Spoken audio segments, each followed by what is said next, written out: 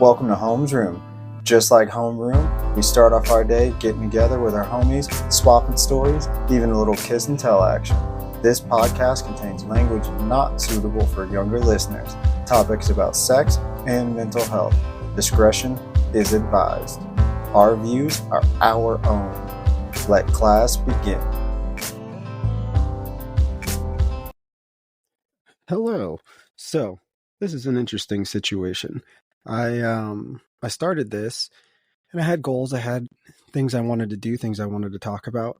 And the fact that Holmes Room itself is so organic, it created its own life. Very much in my writing, that was the way it went. I let my writing take me where it wanted to go as opposed to controlling it. And Holmes Room is kind of the same way, which I think is awesome. So I should say I am giving you a branch off, I guess. I don't know if it'll be weekly, if it'll be once a month, or how I'm going to drop them. I don't even know what day I'm going to drop these, but we're going to call it Holmes Room Sex Ed. So we're going to take a question, and then we're going to talk about a research topic. And then, see how that goes, see how it's received. These are going to be a little bit shorter, maybe 15 minutes, no more than 30 at the absolute most.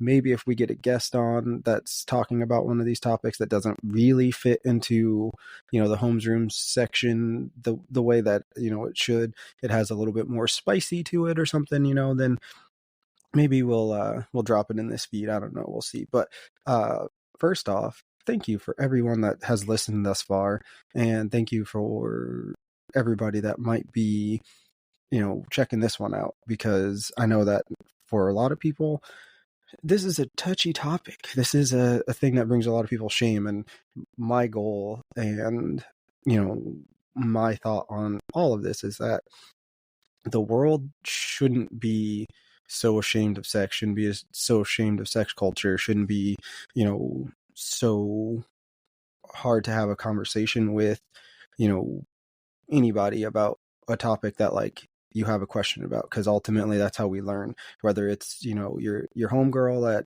you've grown up with and you guys can have open conversations. If it's your homeboy who, he's just in a bad way and you want to give him some advice, or if it's, a respected elder who, just has all the knowledge and isn't afraid to bring it up, the conversation should be able to flow. And recently in my personal life, I kind of had some, difficulties around that and having open conversations, and it kind of sparked the want to do this, but also, listening to my lovely co-host launching her own podcast. I feel like I had to, stop being afraid. And yeah, I was afraid. So there's that. But like I said, these are going to be short formatted. These are going to be bite-sized chunks. If you enjoy it, let me know. I definitely need to know, a little bit more than the regular Holmes Room feed, because we do that because we love it. This one is, hopefully somebody finds something important, somebody finds something about it, or an opinion one way or the other. If you have, topics that you want to hear guys' perspective on because you're afraid to ask any guys, you can send it in anonymously. It does not matter to me. I just want to start having these conversations and sharing my opinion, because again, as my lovely co-host pointed out, I am the most professional fence sitter in the fucking world. However, realistically, I'm not. I fence sit on topics that your opinion is your opinion and my opinion is my opinion. I believe they call that libertarian, if I remember correctly, when it comes to most things, where it's I just believe that your freedom is your freedom to decide and my freedom is my freedom to decide. So I'm never going to tell you, no, that's not okay. Where, on this topic and this podcast, it's a little bit different. It's, a little bit more, there's not necessarily a right or wrong, but there's definitely a this or that side. So, we're going to try that out. So the basis for this podcast is I'm going to start out. I'm going to answer a question.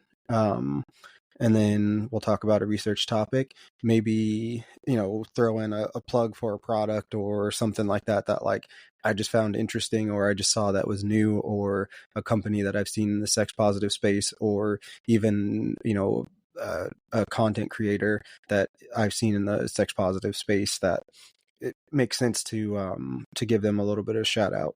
And, that's what we're going to do. So we're going to jump straight into this one.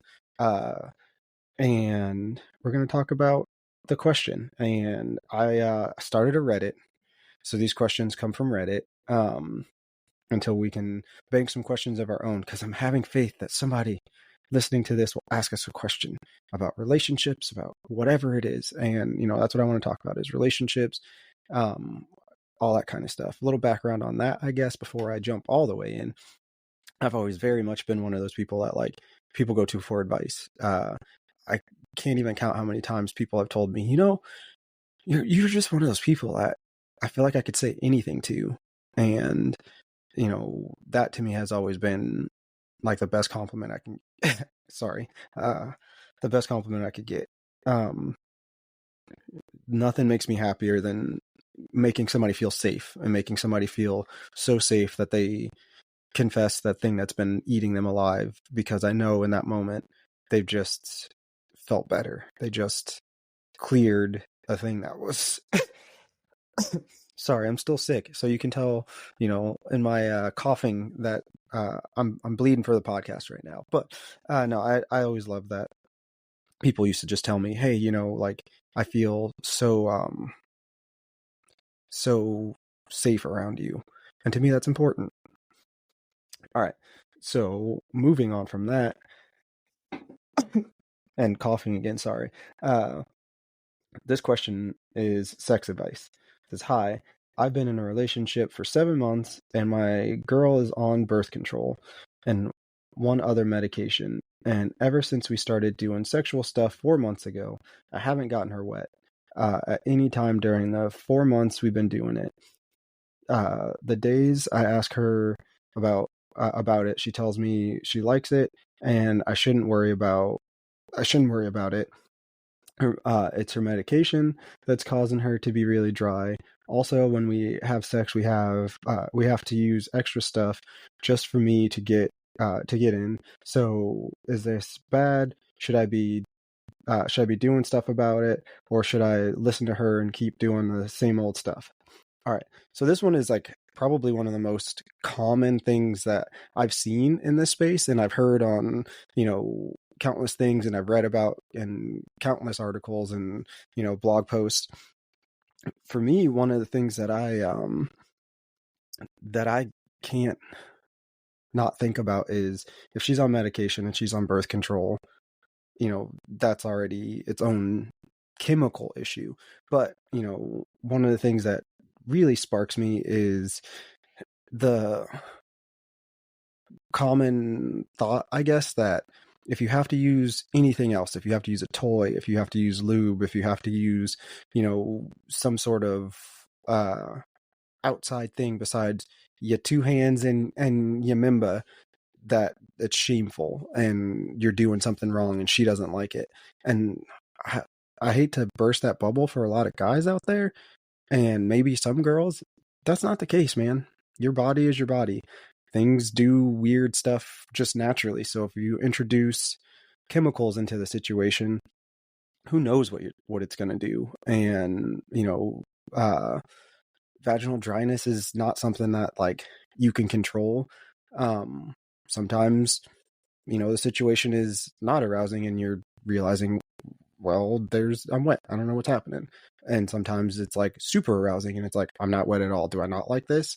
And getting stuck in that mindset can actually make it worse. So, that's the first thing. And like I said, with birth control and other medications, antidepressants, anything like that, that can cause it to be that way in general. And, that is kind of part of that.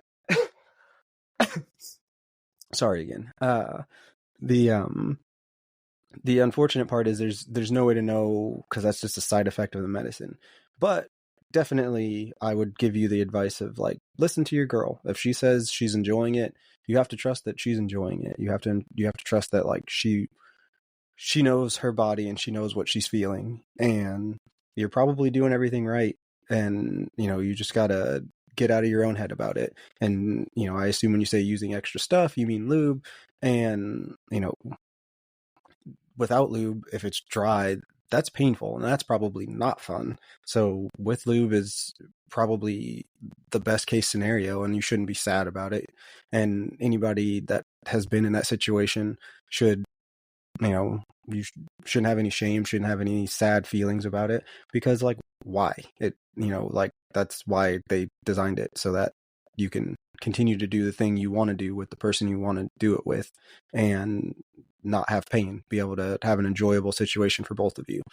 But yeah, I would encourage you to take her advice, and I would encourage both of you to continue to have an open and honest conversation about what it looks like and what things you do and don't like, so you can maybe check off some boxes that like definitely don't help, and then you can focus more on the areas that do help. And again, as long as everybody is happy and safe, and whatever terms that means for your relationship, then like, yeah, I think you're good to go. I don't know if you have any thoughts on or experience with medication causing that kind of problem. Feel free to DM the page and share your thoughts. And like I said, it can be anonymous, it could be like email. We have all of those, so you can do whatever you got to do. All right, and now we're going to move on to the researched topic. And this is the topic that is probably one of the most popular right now. And again, it's we're here. We're going all the way in. First episode. That's what we're doing. So we're gonna start off with the topic of squirting. Yay! Can you sense some sarcasm in my voice there? I don't know. But anyway, squirting definition, I guess, is where we'll go with first, is the release of prostatic fluid from a vulva owner during sex, when the G-spot is stimulated, and it's been widely, I guess, classified as it's just pee. While there are traces of urea in it, it doesn't necessarily mean that that's what it is. It's its own fluid. It smells different. It has its own like chemical makeup. So first and foremost, that's just kind of what it is. Starting off with the like what it is kind of like the I guess antithesis of like, yeah, it's not pee. That's where we're gonna just cut that right there. And if you're somebody that's trying to make it happen for the first time, whether you're the male partner, female partner of said squirter, or practicey, it's not necessarily something that like is going to happen the first time out. It does take practice. It does take a little bit of effort. And I will say that this has become such a popular thing to talk about, that the reason I'm talking about it is not because it's like a how-to manual. It's actually, I'm tired of seeing all of the posts about it. I'm tired of seeing all of the like, this is the hot buzz thing. So in the like 70s and 80s, blowjobs were the biggest thing. And then it was 90s to like middle 2000s, late 2000s. It was anal. And there's a commonality. So porn has shaped a lot of what those people are into and a lot of what was going on. So in the late 70s, early 80s to the 90s, it was blowjobs. That was like what porn focused on. And then it was anal in the mid to early 2000s. So now there's a whole culture of adults that like that's what they want, because anal porn was so popular at that time. And now squirting is the new anal. And for me, I just think it's such a stupid novelty situation that has become a status symbol. And if you can't do it, or if you're a guy and can't make it happen for your partner, then you're not doing it right. And I hate that. I don't want that to ever be a situation for anybody. So, like, number one, remove the pressure from yourself. There's tons of articles out there and blog posts about how to do it, so I'm not going to go through how to do it. What I'm going to talk about is the shame that surrounds it. It is something that matters to some people. It is something that tons of people figured out, oh, I can do. But it's also a thing that, like, some people have not figured out how to do, and they're hurting because they feel like, man, I'm not doing something right, or man, I can't do that, and I'm terrible at sex because of it. Or in the case of some guys out there, it's like, well, I must not be a good lover because whatever, and now they have trouble performing because they just feel so bad about it. And the pressure that society puts on both parties involved in a sexual act, just from the jumping off point, is already ridiculous. So we don't need any of that. So for the purpose of this conversation, it's more about what that situation looks like. Number one, I will say that squirting doesn't have to happen to equal anything, because a lot of the time it doesn't equate orgasm. So if that's your goal, that might not even have happened. They're two completely different acts, or I should say, two completely different responses. So you may feel like, king shit because you made it happen, but that doesn't mean it's over. That doesn't mean, whatever. You should be checking in with your partner. And that feather in your cap, that thing that you're doing, like, yeah, beating your chest, you may still be disappointing your partner, and you wouldn't know unless you continue to check in with your partner. So yeah, that's number one. Number two, if you're concerned that, like, this is what you want, this is how you want to make it happen, and this is what you're trying to do, knowing your partner's body is important, but more importantly, your partner knowing their own body is important. And that's putting a lot of pressure on, both individuals, because without exploring your own body, without finding what feels good for you in those situations, it's never going to happen anyway. So you're trying to accomplish something that you're missing, the forest for the trees. So take a step back, act as though, you want to learn what makes your partner feel good more than accomplishing that goal. Same with orgasm, in my opinion, but that's a topic for a different day. So, it just kind of is. Number three, you facing a situation where we have maybe like 25-30% of guys that are, like, afraid of toys now. Like, sometimes it requires a toy because you just does. And if you're afraid of a toy, you might not ever make it happen, because the human body might not move in the way that it needs to, or it might not create the pressure required for your partner. And being able to have that open and honest conversation about what feels good, what doesn't feel good in the moment, especially, is more important than anything else. So I would recommend working on your communication, and that will make all of your sex life better. So there's that. And again, finally, like, last point I'm going to make about it, it's not that doesn't mean sex is over because it happened. It just doesn't, and it doesn't mean that, like, because it didn't happen, you have to keep going. I read an article where this like vulva owner ended up in the hospital getting stitches because, I don't know if it was a fingernail, I guess, I don't know, but she ended up bleeding and ended up having to get a stitch because her partner tried so hard that, like, it did damage. And that's definitely not what you want.